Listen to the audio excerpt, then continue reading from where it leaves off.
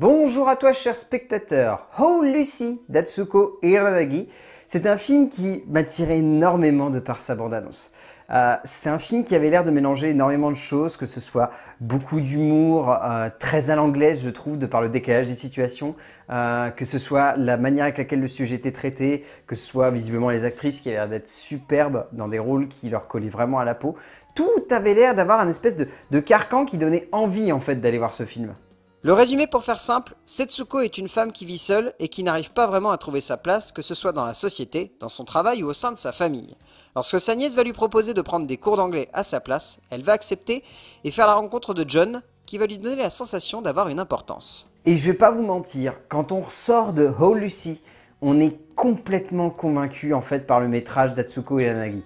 C'est un film d'une grande sensibilité, d'une grande simplicité, d'une certaine légèreté très enivrante, qui porte vraiment le spectateur. C'est un film qui, pour moi, arrive à mélanger deux choses qui sont très compliquées, le drame pur et la comédie pure. C'est un film qui est extrêmement drôle, mais c'est un film qui est également très dramatique de par le traitement des personnages et la manière avec laquelle ils sont abordés.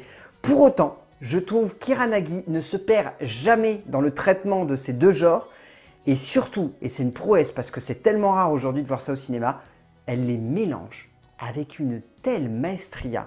Je trouve ça sublime. Quand une femme perd toute forme d'humanité, cela donne un personnage creux, et souvent vain de sens et de conception dramatique, si l'on est un cinéaste avec peu d'ambition. Mais heureusement, c'est très loin d'être le cas du personnage ici présent, puisque vite comme ici, il gagne en puissance lorsqu'il est imposé par une auteure passionnée.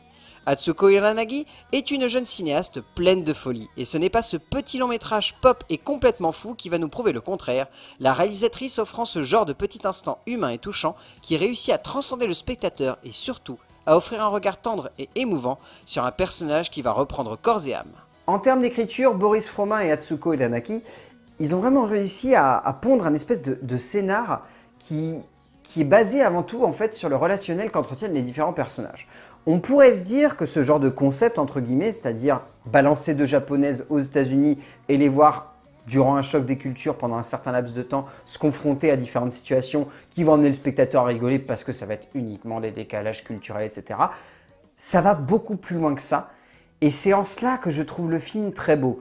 C'est un film qui va beaucoup plus loin parce qu'au-delà de simplement raconter l'histoire de deux japonaises qui vont aller aux États-Unis, ça raconte l'histoire d'une femme qui n'a jamais réussi à se construire sa propre vie, qui a toujours vécu dans l'ombre d'une sœur qui lui avait volé l'amour de sa vie, et elle va le vivre également dans l'ombre d'une romance qu'a vécue sa nièce et dont elle est incapable de se détacher parce qu'elle est amoureuse de la même personne.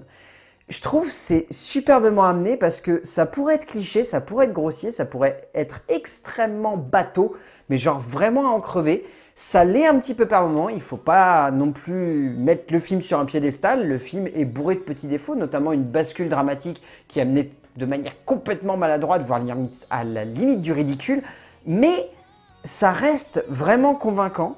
Et au-delà de convaincant, je dirais, ça reste beau, ça reste fort, et ça reste surtout terriblement jouissif à voir. De par la conception d'un parcours dramatique donc particulièrement drôle et surtout juste, il faut bien reconnaître que les deux auteurs parviennent à poser alors une forme de simplicité mais également de justesse d'esprit qui donne une grande légèreté à un personnage lourd de sens et de dramaturgie en son sein.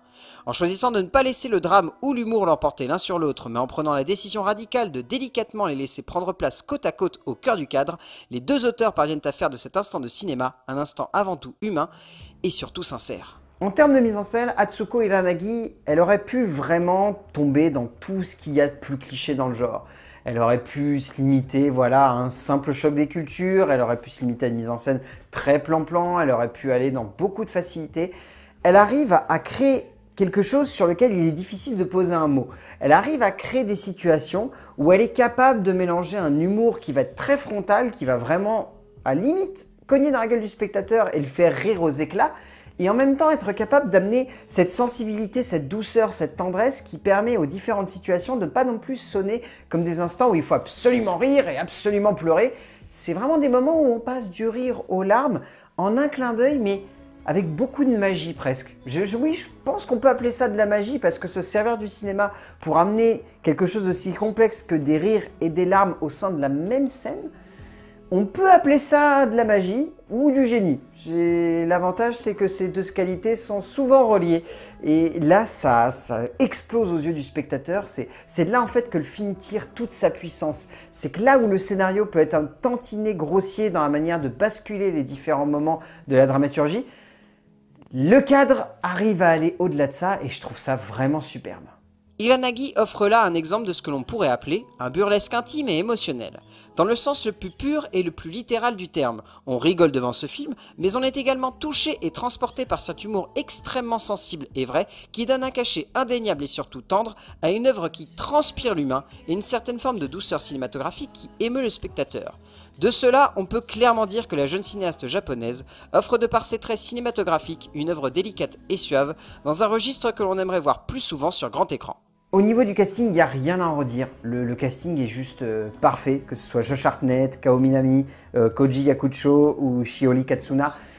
Tous les acteurs sont vraiment excellents. Mais ça serait oublier qu'il y a une femme en tête de ce film qui, pour moi, est tout simplement lumineuse, flamboyante, extraordinaire, d'une grande inventivité quant au développement du comique et quant à la manière avec laquelle elle amène les émotions au sein du cadre. Je trouve, sérieusement, que Shinobu Terajima est une des plus belles actrices que j'ai eu l'occasion de voir au cinéma dans une comédie de ce genre-là. Et elle ferait fureur si le film était bien distribué en France, parce que là où certains trouvent que mélanger l'humour et le drame, c'est pas facile et qu'il y a très peu d'actrices qui en sont capables, elle le fait avec une candeur absolument dingue.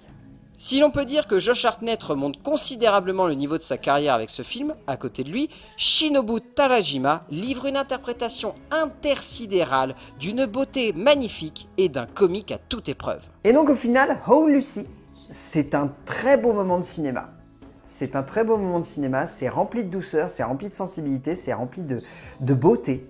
C'est vraiment beau, c'est sublime. Il y a des moments où on est complètement transporté. Ok, il y a des grosses facilités en termes de dramaturgie, notamment dans les bascules de certains actes. Mais ça serait oublier que derrière cela, il y a une œuvre qui est avant tout humaine, qui est avant tout délicate, qui est avant tout extrêmement sensible, qui emmène un personnage le plus loin possible dans le genre, c'est-à-dire à cette fine barrière où elle pourrait tomber dans le grossier, où elle pourrait tomber dans le pathos pur et dur, mais où elle le fait jamais parce qu'elle arrive à être drôle et elle arrive à être dramatique, le tout dans une même scène. Donc rien que pour ça, Oh Lucy d'Atsuko Izanagi, je vous le conseille parce que c'est vraiment un très beau moment de cinéma et c'est doux, ça fond dans la bouche, tellement c'est doux. A plus!